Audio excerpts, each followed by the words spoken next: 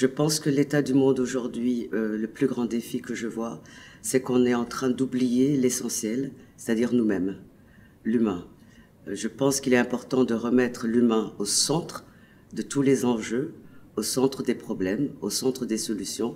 Ça veut dire écouter les populations et trouver des solutions avec des populations. C'est investir dans l'humain et en considérer que le plus grand capital, la plus grande richesse que nous avons, c'est nous-mêmes, les hommes et les femmes de cette planète.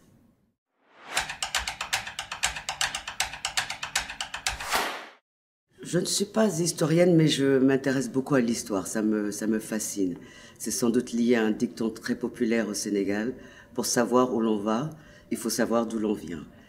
Et en regardant, en tant que, on va dire, amateur, puisque je ne suis pas historienne, la trajectoire de ce continent, j'ai l'impression que depuis le Moyen Âge, on a oublié certaines pratiques et qu'effectivement, toutes les puissances qui se sont succédées, les puissances politiques, les puissances coloniales, les puissances économiques, avaient un agenda qui ne tenait pas compte des personnes.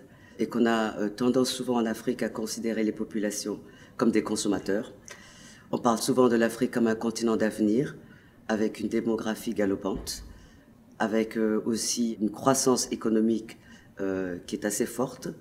Mais j'ai l'impression qu'en disant ça, tout le monde est en train de lorgner sur l'Afrique comme un gros gâteau, en se disant, justement, il y a de l'argent à se faire. Mais de l'argent à se faire pour qui? Et que même cet argent qui est fait, est-ce qu'il bénéficie aux populations des pays qui lorgnent sur cet argent? Et une des grandes questions que je me pose, c'est comment est-ce que les ressources sont exploitées et redistribuées? Et là, je ne parle pas seulement de l'Afrique, la France par exemple. La question se pose depuis l'année dernière sur cette redistribution des ressources, sur des préoccupations et des angoisses de certaines populations, et qu'on n'écoute pas, ou qu'on fait semblant d'écouter, mais qu'on n'a pas trouvé la solution. Et la question, c'est comment est-ce qu'on va trouver une solution afin de ne pas nous cracher sur le mur.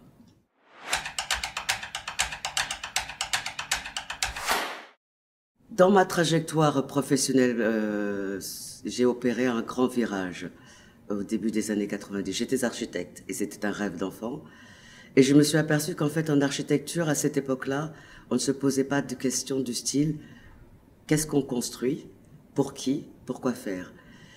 Et j'étais très proche justement des milieux artistiques, notamment en art contemporain, et je voyais des artistes produire des œuvres et avoir un discours qui avait un réel potentiel d'impact sur des publics. Donc j'ai changé de filière et je me suis dirigée vers l'art contemporain. Et aujourd'hui, je suis convaincue justement que la culture est ce véhicule qui peut nous aider à créer du lien social, à avoir des conversations et des discussions avec les politiques, avec le milieu économique, pour amorcer justement cette bascule qu'on attend tous.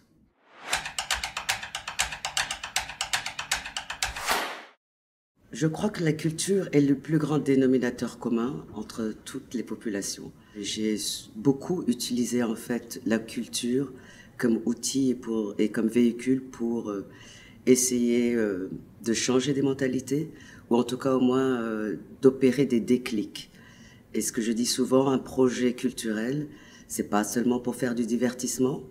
Il s'agit de se poser des questions et à travers le projet, de se dire qu'on s'adresse à un public, qu'on les interpelle et qu'on en discute ensuite. Un projet culturel, comme je l'ai dit, c'est pas uniquement pour faire du divertissement, c'est pas pour distraire les populations et justement occulter et mettre sous le tapis tous les problèmes, mais c'est comment est-ce qu'on se remet autour de la place du village, le clocher, le baobab dans certains pays, le bord du fleuve. La culture, c'est ce qui nous unit. Et si on oublie ça, si on le néglige, si on pense que c'est un détail dans tous les plans de restructuration, de développement, qu'il s'agisse de développement économique, je pense qu'on va se planter.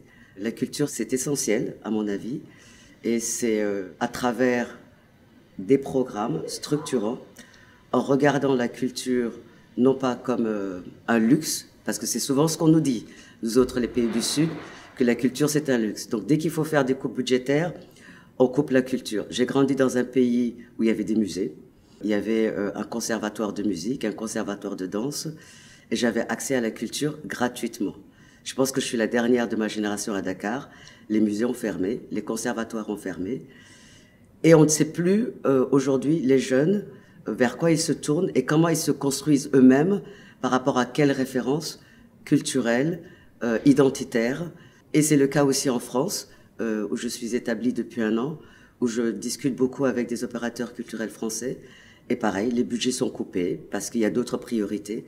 La question, c'est est-ce qu'on ne se trompe pas de priorité ?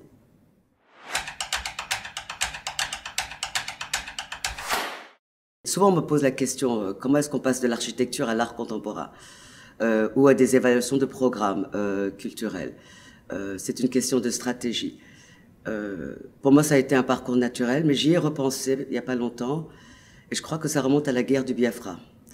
J'étais petite, et de voir ces images à la télé, ça m'a assez traumatisée, mais aussi de voir tout d'un coup un mouvement de solidarité qui s'est créé, et le déclic, c'est Médecins sans frontières. Et l'engagement de ces mecs, je vais les appeler comme ça, à l'autre bout du monde, qui se disent on revendique un droit d'ingérence au nom de l'humanité. Et je pense que ce que je fais aujourd'hui, en utilisant la culture ou différents programmes, c'est justement ce droit d'accès, d'utiliser la culture au nom de l'humanité. Donc c'est la guerre du Biafra, événement dramatique, et la réponse de Médecins sans frontières.